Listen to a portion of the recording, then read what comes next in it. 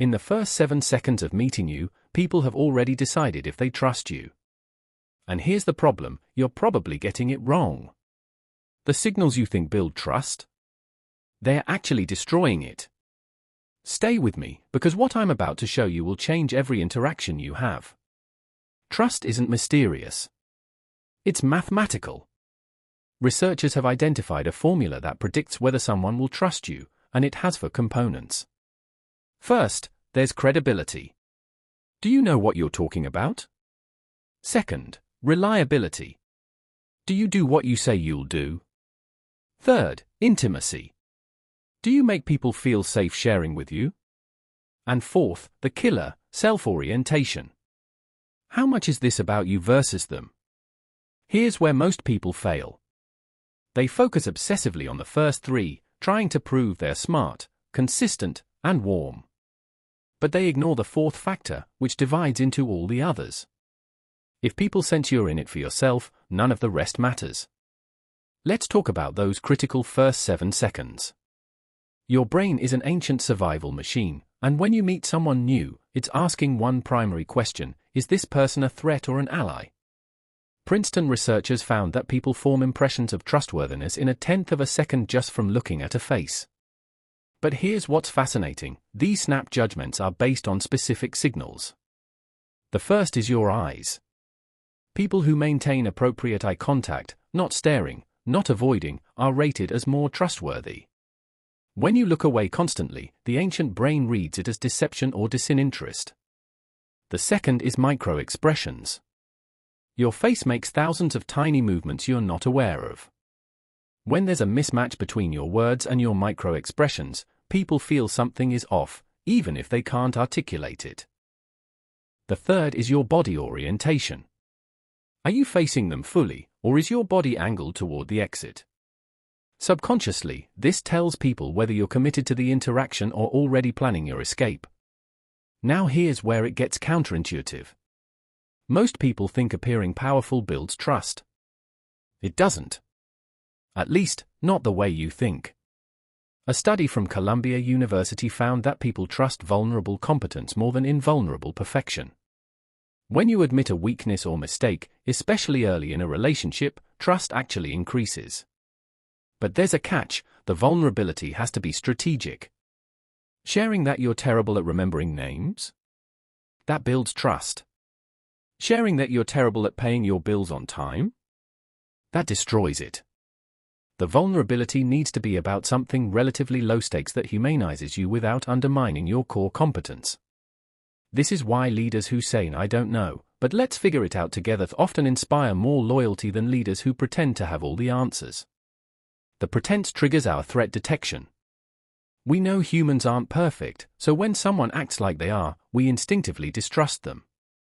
Here's a simple test. In your last conversation, what did you learn about the other person? If the answer is nothing, you failed the trust test. The single biggest predictor of whether someone will trust you isn't how much you talk about yourself or how impressive you seem. It's how well you listen to them.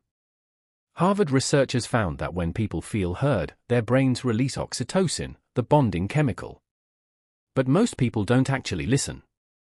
They wait to talk. There's a massive difference. Real listening has 3 levels. Level 1 is waiting for your turn to speak. Level 2 is hearing their words.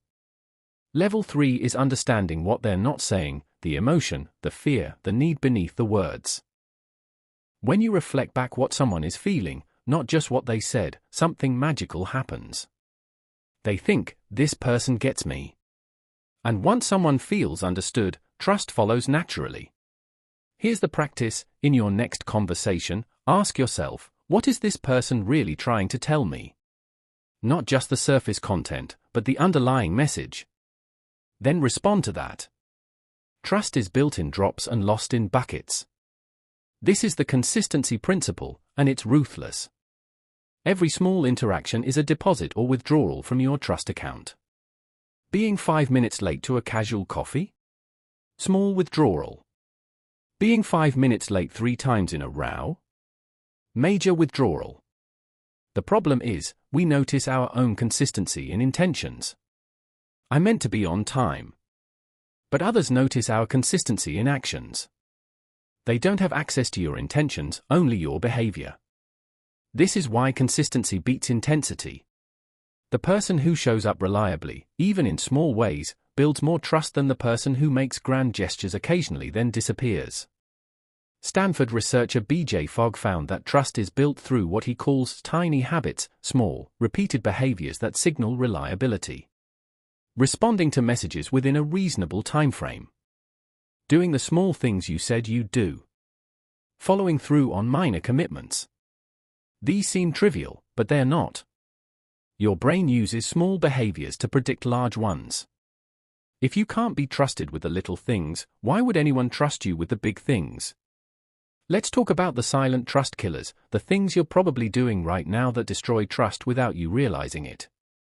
Number 1, overpromising. When you say I'll get back to you tomorrow and you mean I'll try to get back to you within a few days, you're setting yourself up to break trust. Underpromise and overdeliver isn't just a business cliché. It's a trust-building strategy. Number 2, fake positivity. When everything is amazing and perfect, people stop believing you. Authentic trust requires authentic communication, which includes sometimes saying things aren't great. Number 3, gossiping.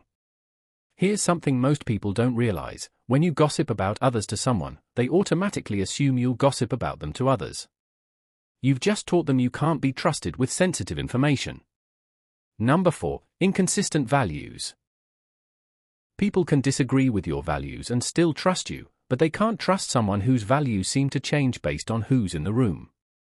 Consistency of character beats agreeable opinions. And number 5, the biggest one, breaking confidentiality. This is the nuclear option of trust destruction. One breach, and years of trust building evaporates instantly. So here's your takeaway: trust isn't about being perfect. It's about being real, reliable, and oriented toward others rather than yourself. Starting today, try this challenge. In every interaction, ask yourself one question: am I making this about me, or about them? That single shift in focus will change how people experience you. Remember those first 7 seconds? You now know what's being evaluated. Eye contact. Congruence between words and expressions. Body orientation. But more than any technique, people are sensing your intention. Are you here to extract or to contribute? To perform or to connect? The beautiful thing about trust is that it's learnable. You're not born with it or without it. It's a skill built through consistent, intentional choices. So the next time you meet someone, remember, they're deciding whether to trust you. But you're also deciding what kind of person you want to be. The kind who earns